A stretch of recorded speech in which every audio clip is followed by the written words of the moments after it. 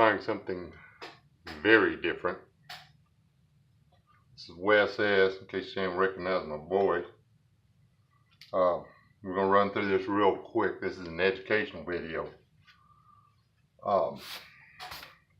There's a lot of people asking me questions about this, that, and everything else in some of the comments and some of the emails and stuff. And all of them are pretty viable questions. They're affordable ways to build a residence.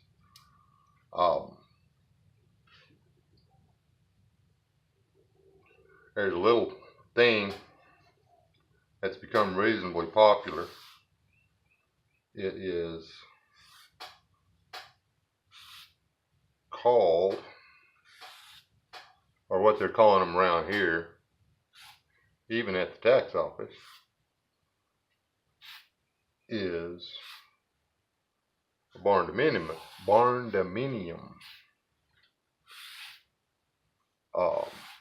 Now, I'm not an artist, so y'all bear with me on this. Basically, you got a barn, and in that barn, that's the barn, you split it in half.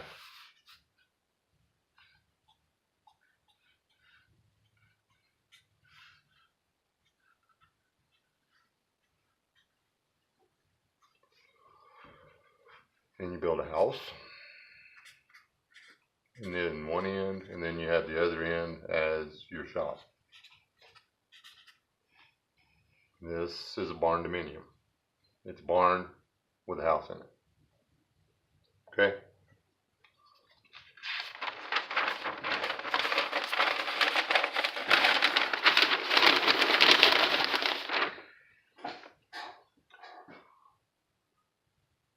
When you're doing, I'm just scribbling on this. When you're building your foundation, you can do whatever you want on the foundation. The downside to it is if you do not do this first and do it right, that's dirt work. It doesn't matter what your foundation is. Okay? If you don't do the dirt work to put your foundation on, your foundation is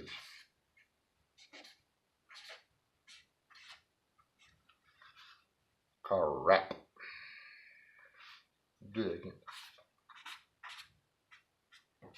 Crap. Because everything is going to crack. Okay. Everybody thinks you can pour a slab, and what they call it, positive tension slab, on top of loose dirt, and the concrete will do all the work. That is wrong. Okay? The dirt holds up the foundation. That's why you build your house upon the rock, not upon the sand. So, moving on. There are different ways of doing your foundation. You have what is called tiers and beams.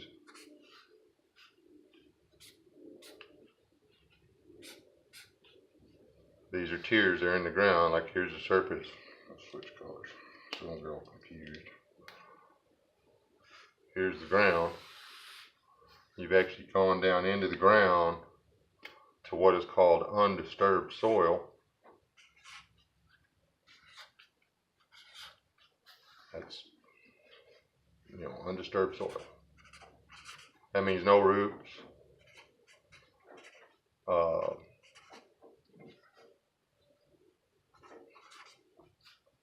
Like that, no nothing. You're down here on undisturbed soil.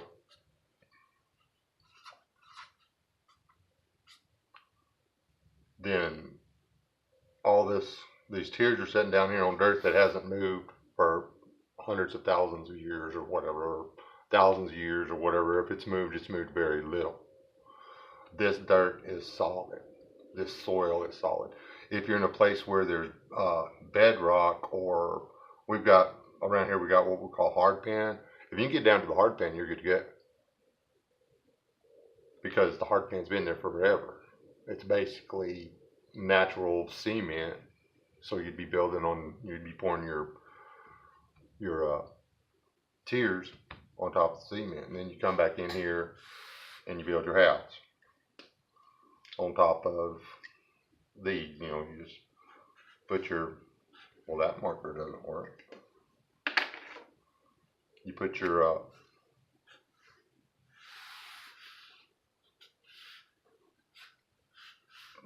floor joists in, and your floor, and you build your walls and everything. And these hold you up. Your beams down here, you got your beam. I should have said these are beams. You put your beams across, then you put your floor joists, and blah blah blah. It holds everything up. That's one. Then you've got the slab foundation, which is basically you come in here. Here's the dirt again. Then you come in here and you pour concrete on top of it.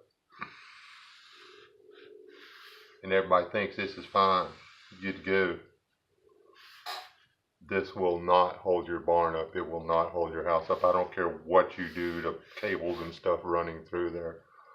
It still boils down to this down here, the dirt, the soil has got to be solid.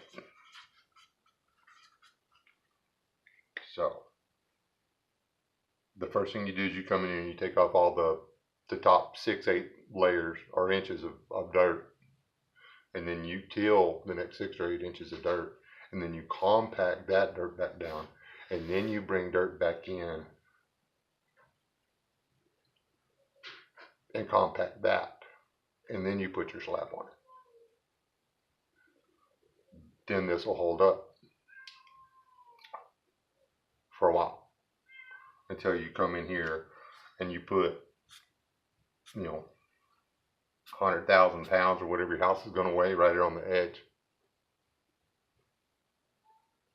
It'll hold for a while, as long as this soil, this dirt work that you do, it has to go way out past your slab. You can't stop that dirt work here. That dirt work has to be out here.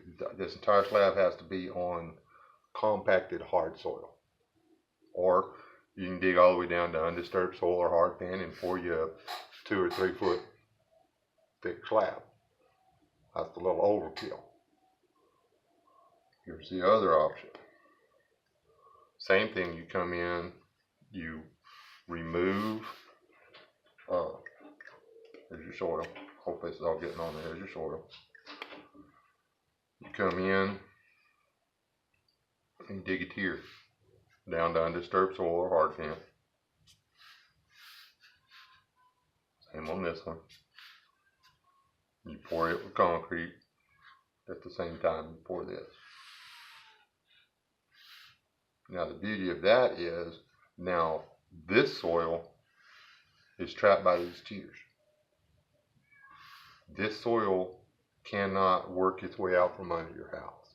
This soil is holding up all of this concrete. These tiers are sitting on undisturbed soil. This weight that is going this way is not pressing on loose soil, it is pressing on undisturbed dirt. It's doing the same things these are doing. It's sitting on rock or undisturbed soil. It'll be there for a while. And you've got options on this. The United States government actually wants the tiers built like this, because then this weight transfers to this. So this weight is not pushing down, it's actually pushing back towards the center. And this dirt can't be moved. But this entire area here, even down below it, you have to come in and remove all the dirt, and you put caliche in there that is freaking rock hard. Uh, this one with all the dirt work will stay there forever. But for a small Barndominium, just the tiers on the outside, your rebar, and your rebar needs to go long ways in here. Like here's your tier. You need your rebar running this way, but then the rebar from here needs to turn and go down in and tie to these two. Okay, and then all this is together, and then you can build whatever you want. And this doesn't have to be 6 or 8 inches. I mean, this is a slab. The work's going to be done over here. You can get away with below the surface. You can get away with about 14 inches. And then you got a 4-inch slab, so you got 18 inches of concrete over here that's 12 inches across on the bottom. That's all you need. This will do a 12-foot wall on a, I wouldn't go crazy. If you were doing like a 20-foot span, this is plenty. If you go past the 20-foot span, you might want to make this a little wider and this, a little beefier. The beefier the concrete is, the more surface area. Like when a deer steps on sand, their foot goes in. When